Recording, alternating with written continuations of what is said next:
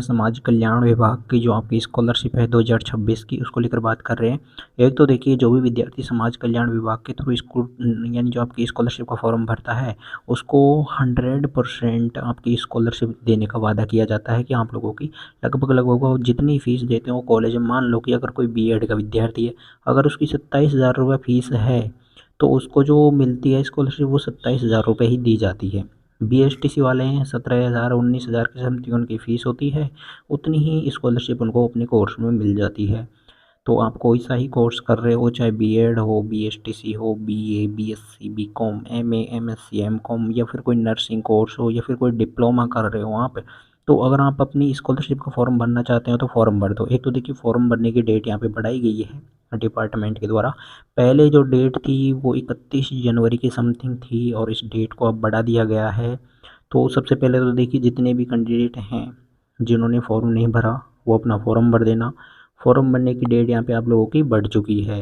तो कितनी डेट बढ़ी है, कौन कौन से दस्तावेज फॉर्म में लगेंगे, फॉर्म कैसे भरना है, इस चीज़ को लेकर हम इस वीडियो में बात कर रहे हैं। वीडियो को एंड तक देखें। कोई भी तरह की प्रॉब्लम आए स्कॉलरशिप रिलेटेड तो आप लोग कमेंट करके भी बता सकते हैं। देखिए, सबसे पहले तो डेट की बात करें तो नोटिफिकेशन जारी कर दिया है सामाजिक न्याय और अधिकारिता विभाग की ओर से। इस नोटिफिकेशन में साफ लिखा है कि जो पहले जो डेट थी आपकी, वो 31 जनवरी के समथिंग थी, और ये जो डेट है वो अब चलेगी यहाँ पे 28 फरवरी तक आप लोग अपना फॉर्म भर सकते हो स्कॉलरशिप के पोर्टल पर।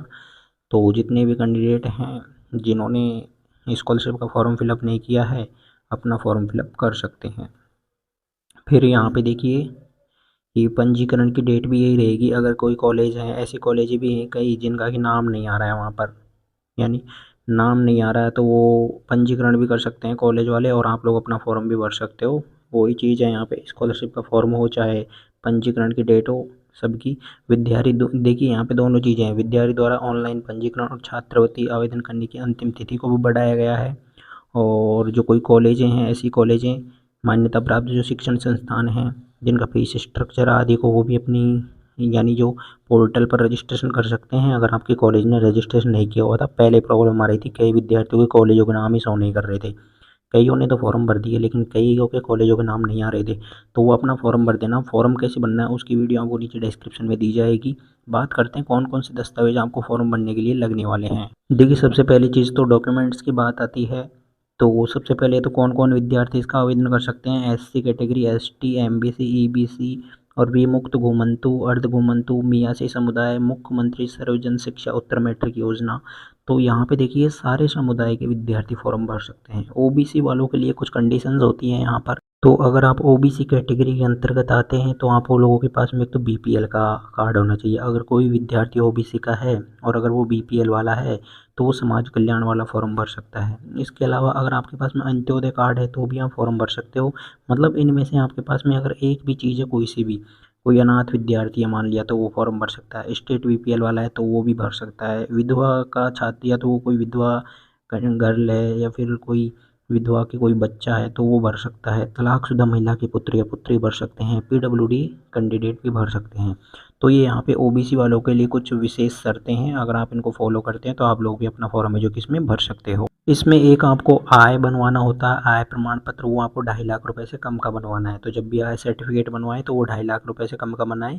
लगभग 1 लाख 1.5 लाख रुपए के समथिंग का आपको आय प्रमाण पत्र बनवाना होगा। देखिए, फॉर्म यहाँ पर यूजी पीजी के कैंडिडेट भी भर सकते हैं। कोई विद्यार्थी जो बीए बीएससी बीकॉम कर रहा है, एमए एमएससी एमकॉम कर रहा है, या फिर बीएसटीसी वाले भी कर सकते हैं, बीएड वाले भर सकते हैं, एलएलबी वाले भी भर सकते हैं, नर्सिंग, पॉलिटेक्निक, या फिर आप किसी भी रेगुलर कॉलेज में पढ़ रहे हो और कोई कोर्स कर रहे हो, तो वो आप फॉर्म अपना फिलअप कर सकते हैं, कोई सा भी आपका कोर्स हो। यहाँ पर फॉर्म भरने के लिए कुछ आपको डॉक्यूमेंट्स की चेक लिस्ट दी गई है। तो ये सबसे पहले ये डॉक्यूमेंट्स रेडी करना। पिछले साल की आपकी मार्कशीट लगेगी ओरिजिनल वाली, 10वीं की 12वीं की मार्कशीट लगेगी।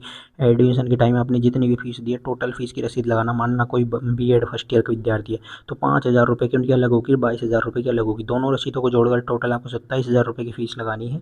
दोनों रसीदों को एक साथ जोड़कर और फिर अपलोड करनी है। आधार कार्ड, जन आधार कार्ड में आपको बैंक जाति आय अपडेट करवाना है। बैंक की पासबुक आपकी लगेगी, आय प्रमाण पत्र लगेगा, और एसएसओ आईडी के माध्यम से आपका फॉर्म फिलअप होगा। फॉर्म कैसे फिलअप करना है एसएसओ के माध्यम से, उसका वीडियो आपको नीचे डिस्क्रिप्शन में देखने को मिल जाएगा, जिसके माध्यम से आप फॉर्म भर देना।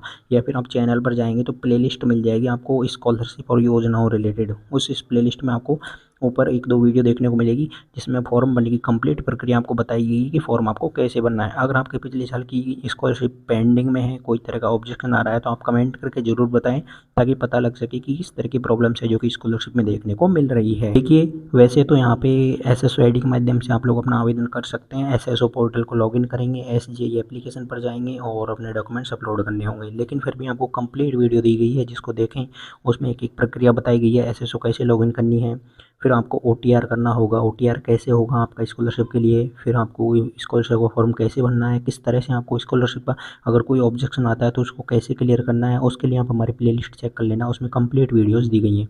फॉर्म फिलअप करने की लास्ट डेट के बारे में बात हो चुकी है, 28 फरवरी लास्ट डेट है। तो फरवरी का महीना आपके पास में है तो फॉर्म टाइम से भर दें, फॉर्म जल्दी भरें, उसके बाद में आपका फॉर्म अप्रूव होगा। कॉलेज में भी आपको बायोमेट्रिक करवानी होगी, तो फॉर्म भरने के बाद में कॉलेज में बायोमेट्रिक ज़रूर करवा लेना। तो इन चीज़ों को आपको ध्यान रखना है। कोई भी तरह की प्रॉब्लम आए स्कॉलरशिप रिलेटेड कमेंट करके बताएं। आप हमारे टेलीग्राम ग्रुप, व्हाट्सएप ग्रुप से जुड़ सकते हैं, उनके लिंक्स आपको नीचे डिस्क्रिप्शन में दे दिए गए हैं।